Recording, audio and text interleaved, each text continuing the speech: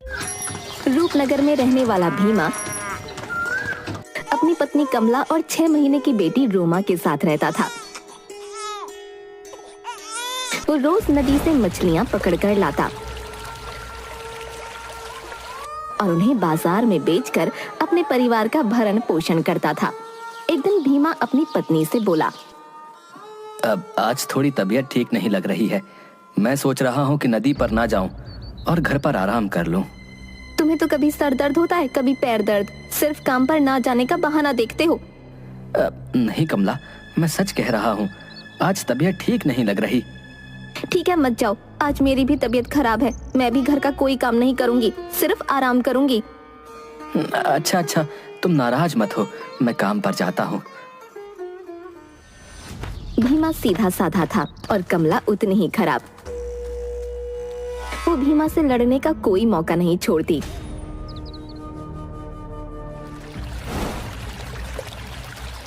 भीमा नदी के तट पर मछलियों के लिए जाल डालकर बैठा था और खुद से बातें कर रहा था। ना जाने कमला कब सुधरेगी। वो कभी मेरी तकलीफ नहीं समझती। उसे तो सिर्फ पैसा चाहिए। जिस दिन मैं नहीं रहूंगा उस दिन उसे समझ आएगा। लगता है जाल में मछलियां आ गई हैं। चलो इन्हें निकालता हूँ और बाजार में बेचकर पैसे ले जाकर कमला को देता हूँ, नहीं तो वो मुझे जीने नहीं देगी। भीमा जाल से मछलियां निकाल ही रहा होता है कि उसकी नजर नदी में बहती हुई एक टोकरी पर पड़ती है जिसमें एक बच्चा होता है। भीमा टोकरी को नदी से बाहर निकालता है। कोई है? अरे ये बच्चा किसका है? न जाने कौन इतने छोटे से बच्चे को इस टोकरी में डालकर नदी में छोड़ गया भाई। अरे कैसे लोग हैं दुनिया में। एक काम करता हूँ, इसे अपने साथ घर ले चलता हूँ, नहीं तो ये मर जाएगा।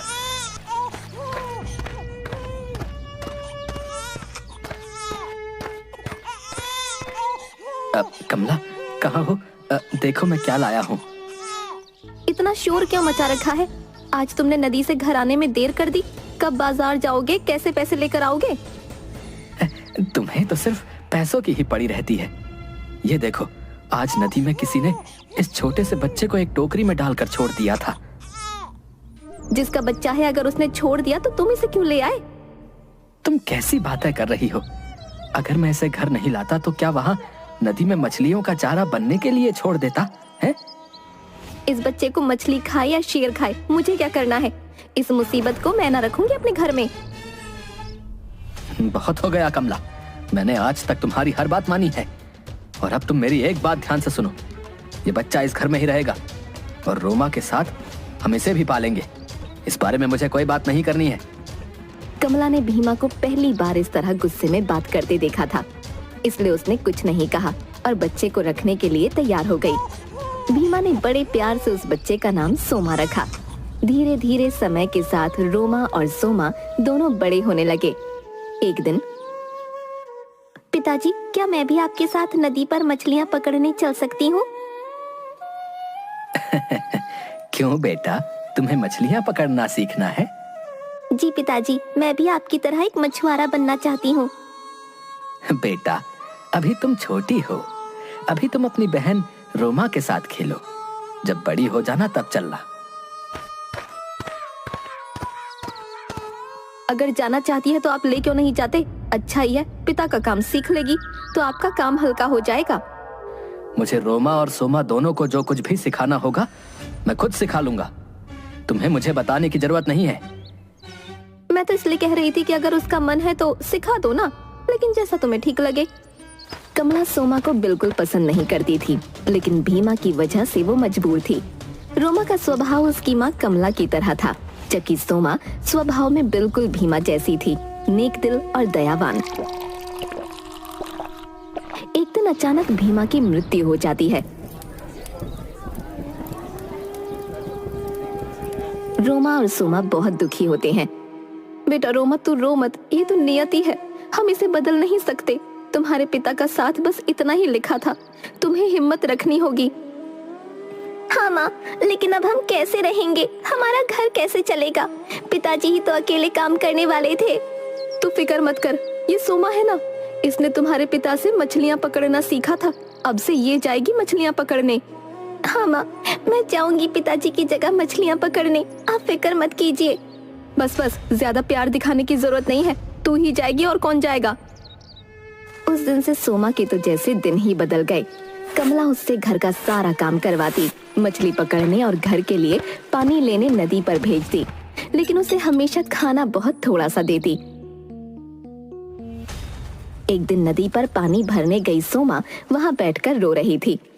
पिताजी, आप मुझे छोड़कर क्यों चले गए? मुझे आपकी बहुत याद आती है। आपके सिवा कोई मुझसे प्यार नहीं करता। माँ तो मुझे ठीक से खाना भी नहीं देती। मैं क्या करूँ पिताजी, आप मुझे कोई रास्ता बताइए। लेकिन उसे कोई जवाब नहीं मिलता। वो घर आ जाती है। आ गई महारानी, नदी से पानी भरकर लाने में इतना वक्त लगता है क्या? माँ, पानी भरकर मटके भारी होते हैं, इसलिए मैं धीरे धीरे चलकर आती हूँ ताकि पानी गिर ना जाए। बस कर अपने बहाने, काम धाम ठीक से करती नहीं, खाना इतना खाती है। माँ, खाना तो आप मुझे आधा पेट देती हैं। जवाब देती है मुझे? रुक जा, तेरी अच्छे से मरम्मत करती हूँ, तब तेरा दिमाग सही होगा। और रोमा ये सब देखकर बड़ी खुश होती है। रोज सोमा नदी किनारे बैठकर पिता को याद करती और खूब रोती। एक दिन वो नदी किनारे बैठकर रो रही थी, तभी एक बूढ़ी औरत आती है। बेटा, क्या मुझे थोड़ा पानी पिलाओगी? हाँ अम्मा, जरूर पिलाऊंगी। आप पहले आराम से बैठ जाइए, मैं अपने घड़े से आपको पानी पिला देती हूँ। सोमा बूढ़ी औरत को उसकी इच्छा अनुसार पानी पिलाती है। तुम बहुत नेक दिल हो बेटी, तुमने मुझे पानी पिलाया, इसके बदले में मैं तुम्हें कुछ देना चाहती हूँ। मुझे कुछ नहीं चाहिए अम्मा। क्या तुम्हें किसी चीज की इच्छा नहीं? नहीं, मेरे पिताजी ने मुझे सिखाया था कि किसी की मदद बिना किसी लालच से करनी चाहिए। बूढ़ी औरत अपने दोनों हाथ जोड़ती है और वो एक परी बन जाती है। आप कौन हैं और ये आपने कैसे किया? सोमा, मैं इच्छा परी हूँ और मैं अपनी इच्छा से कोई भी रूप ले सकती हूँ। इच्छा परी? लेकिन आप मेरा नाम कैसे जानती हैं? सोमा, मुझे सब कुछ पता है।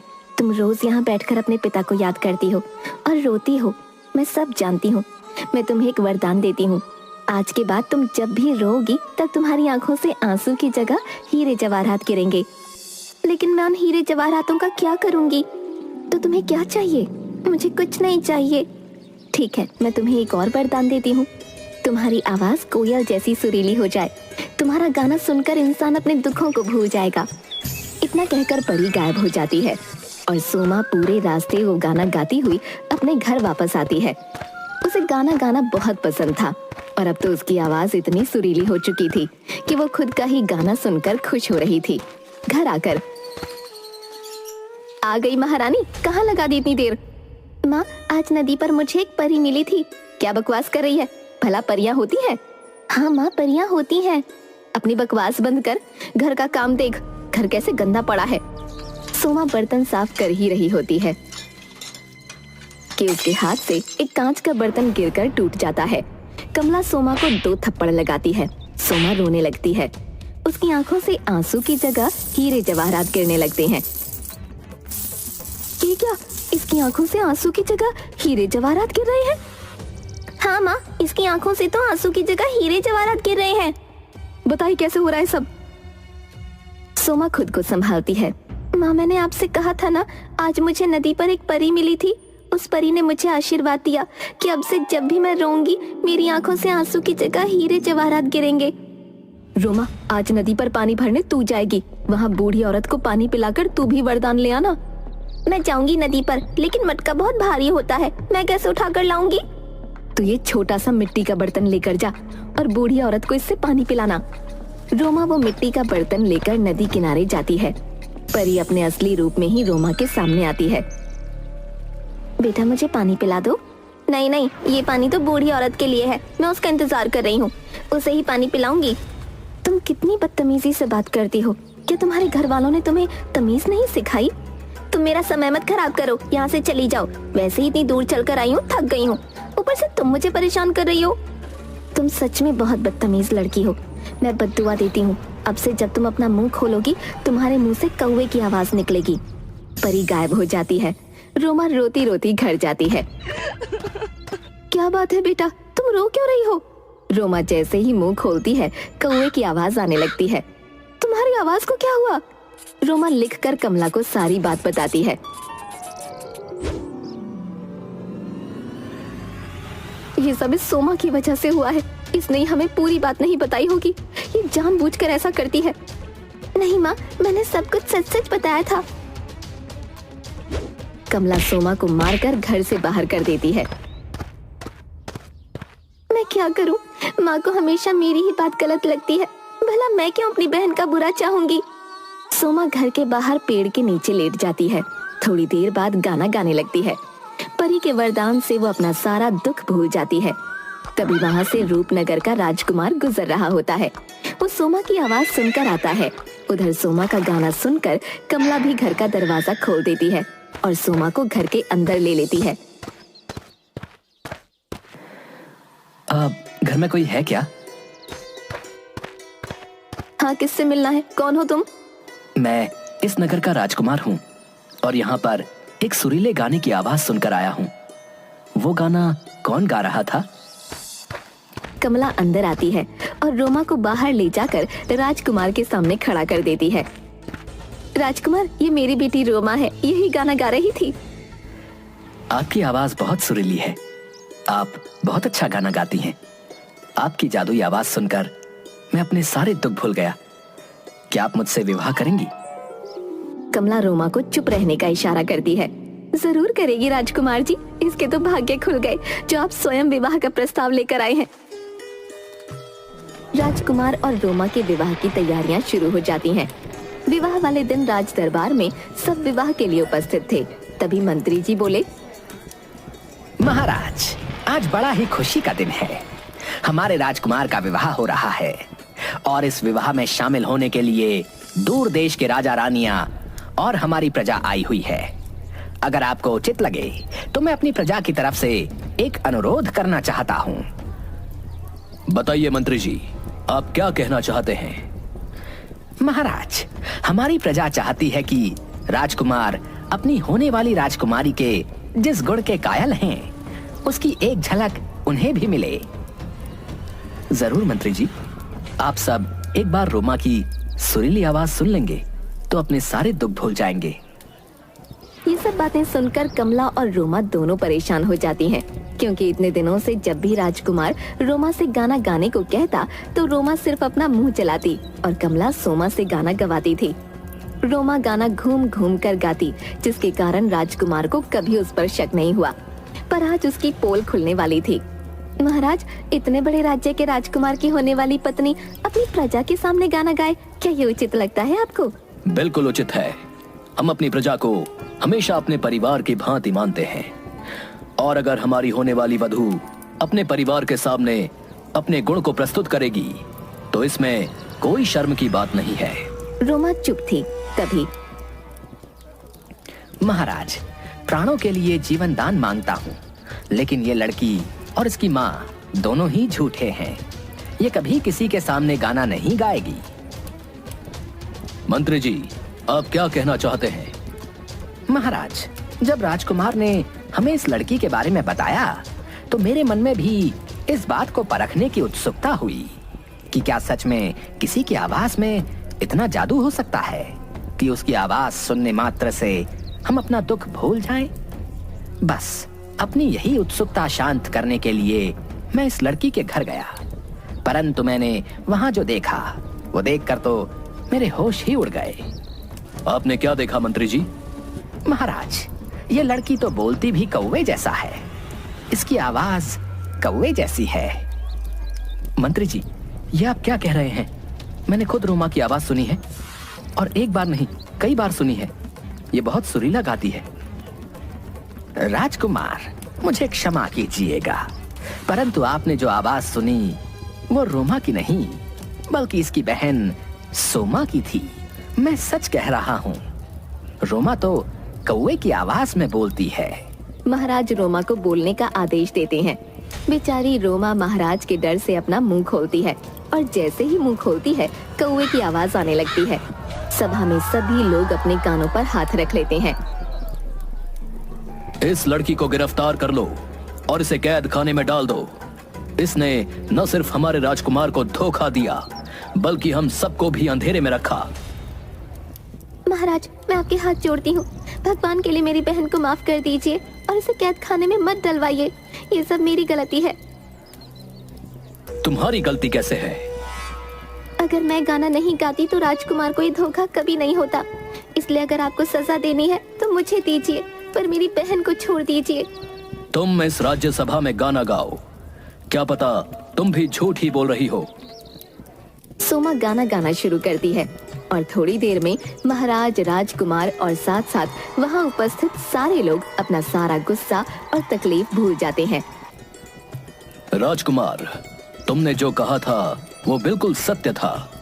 इस लड़की की आवाज तो वाकई बहुत सुरीली है और इसकी आवाज सुनते ही हम सारी बातों को जैसे भूल गए। महाराज, अब तो आप मेरी बहन को आजाद कर देंगे।